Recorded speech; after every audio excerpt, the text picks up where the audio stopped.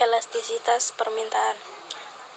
Elastisitas permintaan atau elastisitas harga permintaan adalah sebuah ukuran seberapa besar derajat kepekaan permintaan terhadap perubahan harga.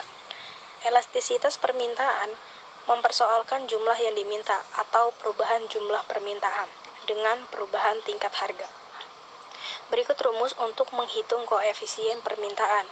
Koefisien elastisitas permintaan sama dengan persen perubahan permintaan per persen perubahan harga.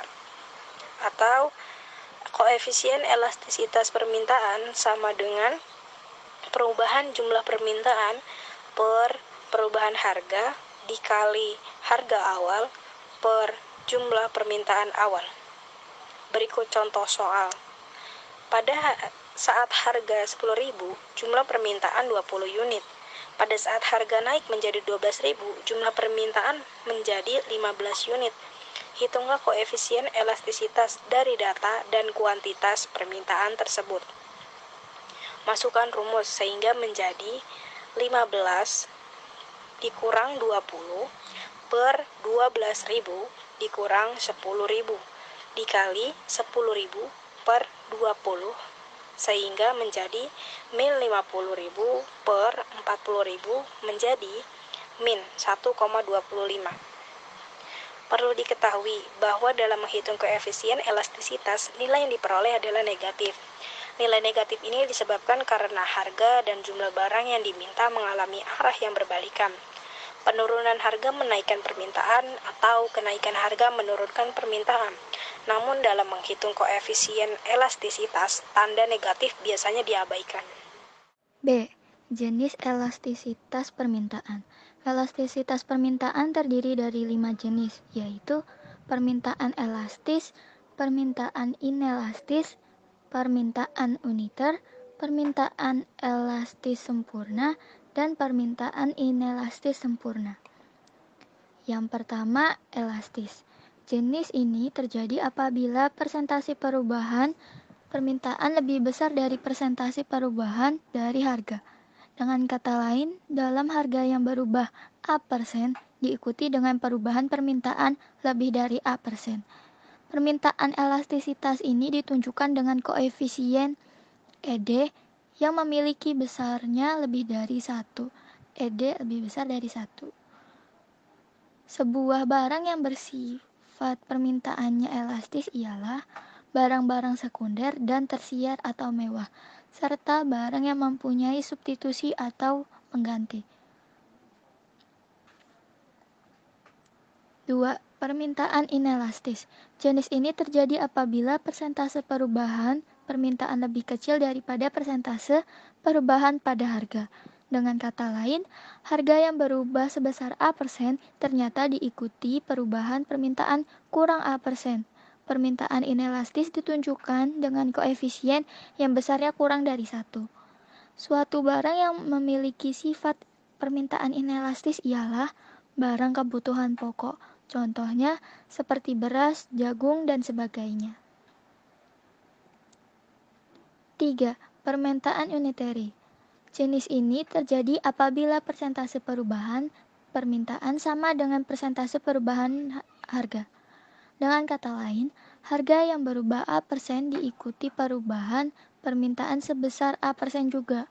Permintaan unitary ditunjukkan dengan koefisien ED yang besarnya sama dengan 1. Permintaan ini terjadi pada berbagai macam barang pada saat tertentu secara kebetulan. 4. Permintaan elastis sempurna. Jenis permintaan ini bisa terjadi jika persentase perubahan permintaan sebesar A%, tetapi persentase perubahan harga sebesar 0% atau tidak ada perubahan. Dengan kata lain, meskipun harga tidak berubah, permintaan mengalami perubahan sebesar X%. Permintaan ini ditunjukkan dengan koefisien ED yang berarti misalnya barang yang bersifat permintaannya elastis sempurna ialah BBM atau bahan bakar minyak, seperti bensin, minyak tanah, dan sebagainya. 5. Permintaan inelastis sempurna. Jenis permintaan ini terjadi jika persentase perubahan permintaan sebesar 0%, sedang persentase perubahan harga sebesar A%. Dengan kata lain, meskipun harga berubah X%, permintaan tetap tidak berubah atau 0%. Permintaan ini ditunjukkan dengan koefisien elastisitas permintaan atau ED yang besarnya sama dengan 0. Diperoleh dari ED sama dengan 0. Barang yang sifat permintaannya inelastis sempurna ialah barang yang memiliki harga murah dan relatif tidak penting, seperti ketumbar dan merica. Faktor-faktor yang memengaruhi permintaan. 1. Harga barang komplementer dan barang substitusi. Ketika harga jeruk naik, konsumen mungkin akan mengurangi atau bahkan menghentikan pembelian jeruk dan beralih ke apel. Oleh karena itu, kuantitas permintaan apel meningkat tajam, meskipun harga apel tidak berubah. Kurva permintaan apel akan bergeser ke kanan. Jadi, pada barang substitusi, peningkatan harga satu barang akan mengakibatkan peningkatan permintaan barang lain yang menjadi substitusinya. 2. Jumlah pendapatan. Ketika pendapatan meningkat, konsumen cenderung meningkatkan konsumsi mereka terhadap berbagai barang dan jasa, atau menggeser kurva permintaan ke kanan. Sebaliknya, ketika pendapatan menurun, konsumen cenderung menurunkan pembelanjaannya terhadap berbagai barang dan jasa, atau menggeser kurva permintaan ke kiri. Namun demikian, ada barang dan jasa tertentu yang permintaannya justru menurun ketika pendapatan bertambah, dan meningkat ketika pendapatan menurun. Contohnya, ketika pendapatan meningkat, keluarga Anda mungkin akan mengurangi konsumsi tempe dan lebih banyak mengonsumsi daging. Kurva permintaan tempe keluarga Anda bergeser ke kiri ketika pendapatan meningkat. Barang-barang yang permintaannya menurun ketika pendapatan meningkat dinamakan barang-barang inferior. Sementara itu, barang-barang yang permintaannya meningkat ketika pendapatan meningkat disebut barang normal. 3. Jumlah dan karakteristik penduduk. Jumlah konsumen akan memengaruhi kuantitas total barang dan jasa yang akan dikonsumsi. Oleh karena itu, semakin besar jumlah penduduk, semakin besar pula permintaan barang dan jasa. Selain jumlahnya, struktur usia penduduk juga akan memengaruhi pola permintaan terhadap barang dan jasa tertentu. Ketika penduduk balita pada tahun ini meningkat, permintaan terhadap barang-barang dan jasa yang dibutuhkan balita akan meningkat. 4. Perubahan tradisi, mode, dan selera masyarakat. Selera yang berubah dapat mengakibatkan perubahan permintaan. Sebelum atap genting populer, masyarakat masih banyak yang menggunakan atap seng. Namun pada saat ini, masyarakat semakin menyenangi atap genting. Akibatnya, permintaan genting naik, sebaliknya permintaan atap seng menurun. 5. Perkiraan dan harapan masyarakat. Perkiraan dan harapan juga dapat memengaruhi permintaan.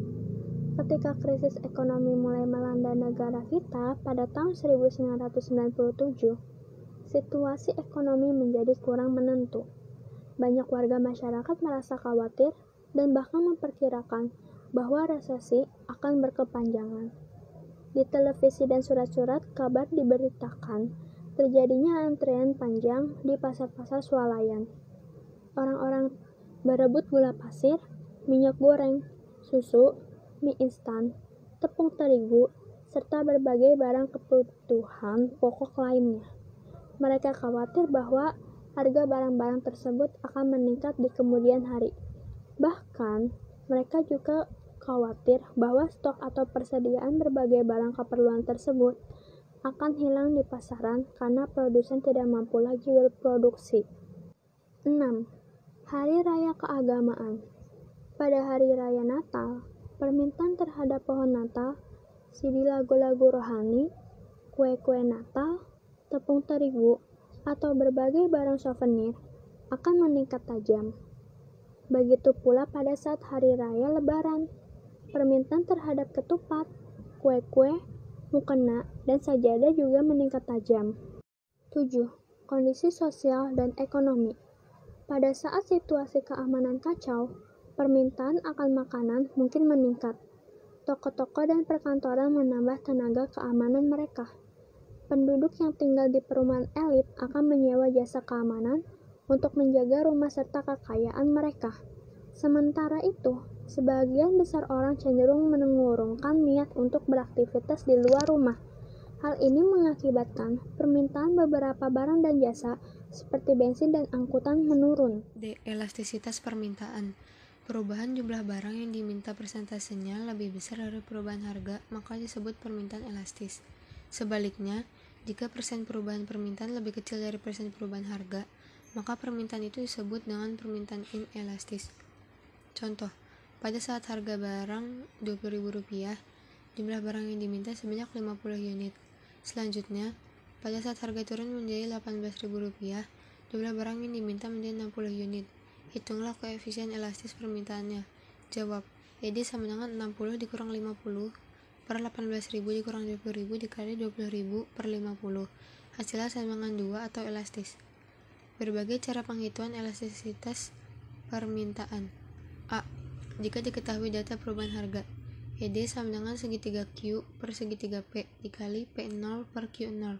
Segitiga Q adalah relatif perubahan jumlah permintaan. Segitiga P adalah relatif perubahan harga. P0 adalah harga mula-mula dan Q0 adalah jumlah permintaan mula-mula.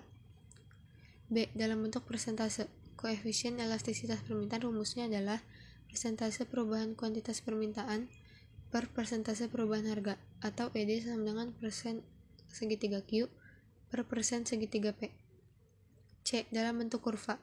Rumusnya adalah ED sama dengan segitiga Q per segitiga P dikali P0 per Q0. D. Dalam bentuk fungsi matematis. Jika persamaan fungsi menunjukkan P sama dengan A min BQ pada tingkat harga P0, maka rumus elastisitasnya adalah sebagai berikut. ED sama dengan P0 per buka kurung P0 min A tutup kurung. Jika persamaan fungsi menunjukkan Q sama dengan A min BP pada tingkat harga P0, maka rumus elastisitasnya adalah sebagai berikut. ED ditambah buka kurung B dikali P0 per Q tutup kurung. E. Faktor-faktor yang mempengaruhi elastisitas permintaan. 1. Ketersediaan barang substitusi. Permintaan terhadap suatu barang akan bersifat lebih elastis apabila barang tersebut memiliki banyak barang substitusi. Hal ini karena ketika harga sebuah barang meningkat, konsumen dengan mudah mengalihkan permintaannya ke barang lain. Contoh, jika harga mentega naik, pembeli akan beralih membeli margarin. Sebaliknya, permintaan terhadap suatu barang akan cenderung bersifat kurang elastis apabila barang tersebut tidak memiliki barang substitusi. Contohnya adalah garam. Ibu rumah tangga tidak akan mencari pengganti garam untuk membumbui masakannya, meski harganya naik 2 kali lipat. Yang kedua, proporsi pendapatan yang dibelanjakan untuk suatu barang. Jika harga suatu barang hanya merupakan bagian yang sangat kecil dari pendapatan, permintaan suatu barang tersebut cenderung bersifat kurang elastis. Sebaliknya, apabila harga suatu barang merupakan bagian yang sangat besar terhadap pendapatan, maka permintaannya cenderung bersifat elastis. Contohnya adalah TV, kulkas, atau kendaraan. Yang ketiga, kategori barang, kebutuhan pokok atau kebutuhan mewah. Jika suatu barang merupakan kebutuhan pokok, permintaannya bersifat inelastis. Sebaliknya, penjualan barang-barang kebutuhan mewah akan sangat dipengaruhi oleh harganya. Oleh karena itu, permintaan barang-barang kebutuhan mewah cenderung bersifat lebih elastis. Yang keempat atau yang terakhir, keragaman penggunaan barang. Jika suatu barang memiliki banyak kegunaan atau serbaguna, barang tersebut cenderung memiliki permintaan yang lebih elastis. Contohnya, karet. Karet dapat digunakan untuk membuat barang mainan, sepatu, bola, dan karet penghapus. Permintaan terhadap karet cenderung bersifat lebih elastis karena ketika harganya menurun, berbagai pihak yang menggunakan karet akan meningkatkan permintaan